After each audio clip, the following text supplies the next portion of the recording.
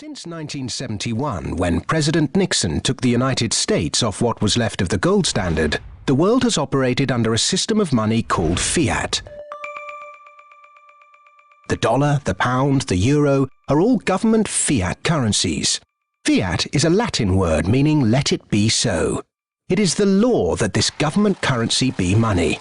Indeed, without that legal enforcement, and the fact that we must pay taxes in this money, that dollar bill or that computer digit that represents a dollar would be pretty much meaningless.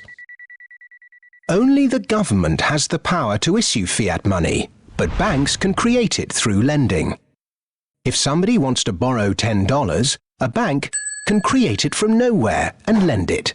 It can then charge interest. Banks also create money by lending against an asset, such as a house. They're given the deeds to the house, and they create the money out of nowhere and lend it, at interest of course. Over the last 40 years, since this fiat system of money became the global norm, the supply of money has grown exponentially. In fact, we've seen the greatest growth in the supply of money in history. But who benefits? Of course, those that have the power to issue money, governments and banks. They haven't had to do anything productive, they just create money. Then those companies and individuals that get this money early. They can spend it before the prices of the things they want to buy have risen to reflect the new money in circulation. In other words, they get services, products, assets cheap. But prices soon rise, so holders of assets such as shares or houses will then see gains without there necessarily being any improvements to the company or house in question. Often, this can lead to speculative bubbles. Who gets this money early? However money is created, be it through lending, fractional reserve banking, financial bailouts, or old-fashioned money printing, banks are always at or near the top of the money-issuing pyramid. Next come corporations who borrow large sums.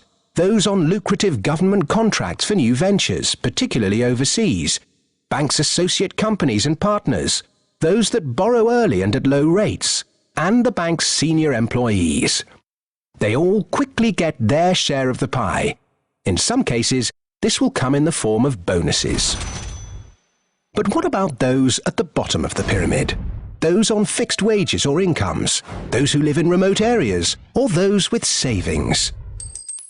By the time this newly created money has filtered down to them, the prices of the things they want to buy have increased. Their savings buy them less, however, and their wages remain largely unchanged. In some cases, they have to take on debt just to be able to afford the things they were previously able to buy, which means they have to go back to the banks. In reality, this process of creating money only redistributes wealth from the bottom to the top of the pyramid, and thus that ever-increasing gulf between rich and poor gets bigger and bigger and bigger.